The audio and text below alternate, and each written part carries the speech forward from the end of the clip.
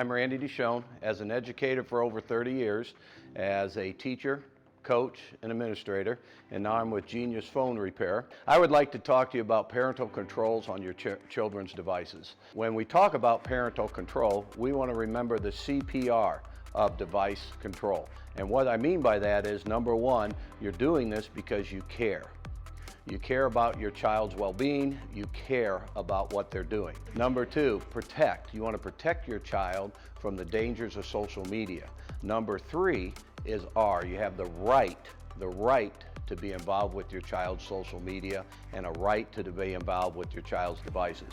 Now, obviously, there is a difference between talking with an 8-year-old, 9-year-old child and a 16, 17-year-old child, and how you present that you're going to monitor their device with parental controls. However, always remember the CPR of parental controls. Number one, you care. Number two, you're going to protect your child. Number three, you have a right to set up parental controls on your child's devices.